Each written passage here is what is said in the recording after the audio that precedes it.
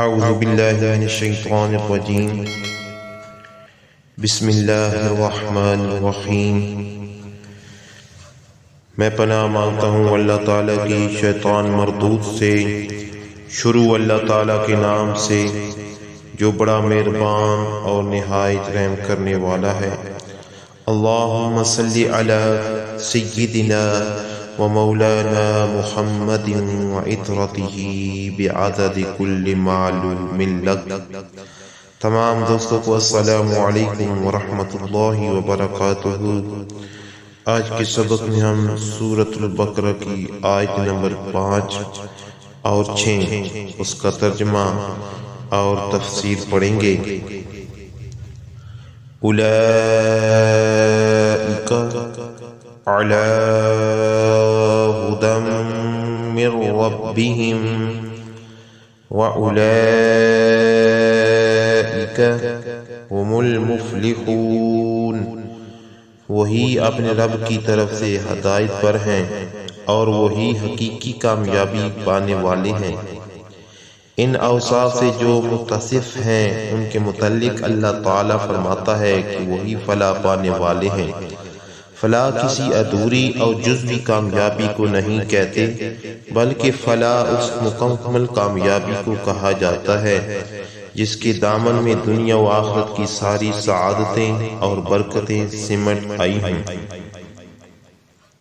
ائمہ لغت نے تصریح کی ہے کہ عربی زبان میں فلاح کے لفظ سے زیادہ اور کوئی جامع لفظ نہیں جو دنیا و آخرت دونوں کی خیرات و برکات پر دلالت کرتا ہو۔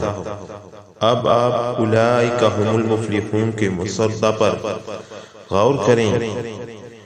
ان الذین کفروا سواء علیہم انذرتہم ام لم تنذرہم لا یؤمنون۔ بے شک جنہوں نے کفر کیا، بے شک جنہوں نے کفر اپنا لیا ہے ان کے لیے برابر ہے، خواہ آپ انہیں ڈرائیں یا نہ ڈرائیں وہ ایمان نہیں لائیں گے۔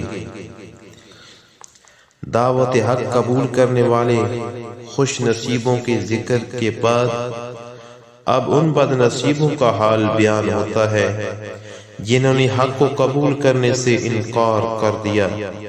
اس موقع پر بعض لوگ بلا وجہ جبر و قدر کی باعث چھیڑ دیا کرتے ہیں، کہتے ہیں ان بیچاروں کا کیا قصور، جب اللہ تعالیٰ نے فرما دیا کہ وہ ایمان نہیں لائیں گے تو وہ ایمان کیوں کر لا سکتے ہیں، اور جب خود خدا نے ان کو ایمان لانے سے باز رکھا تو انہیں سزا کیوں دی جائے اور ملامت کیوں کی جائے۔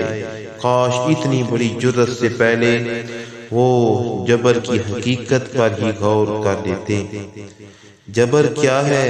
انسان کی بے بسی کی وہ حالت جس میں وہ کسی ایک بات کے کرنے پر مجبور ہو اور اسے چھوڑ کر دوسری چیز اختیار کرنے پر قادر نہ ہو۔ اگر حضور نبی کریم صلی اللہ علیہ وآلہ وسلم تشریف نہ لاتے، واضح دلائل اور روشن معجزات سے حق کو نکھار کر نہ رکھ دیتے اور قرآن کی دل ہلا دینے والی آیتیں سنا سنا کر ہدایت اور گمراہی کی راہوں کو الگ الگ نہ فرما دیتے اور کوئی انسان ورثہ میں ملے ہوئے کفر و شرک میں سرگرداں رہتا تو جبر کی کوئی بات بھی تھی۔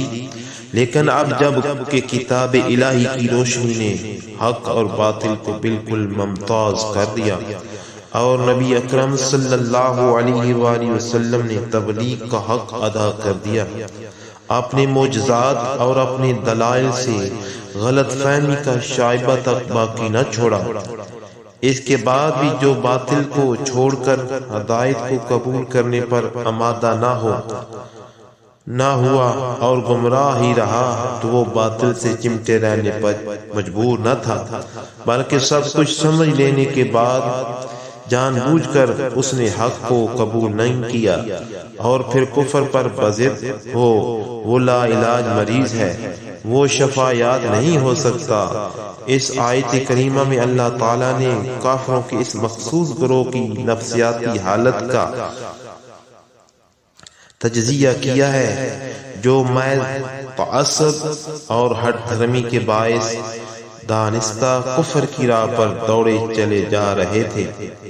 یہاں جبر و قہر کا احتمال ہی نہیں تاکہ اس باعث میں الجھا جائے۔ اللہ پاک مجھے اور آپ کو عمل کرنے کی توفیق عطا فرمائے، آمین۔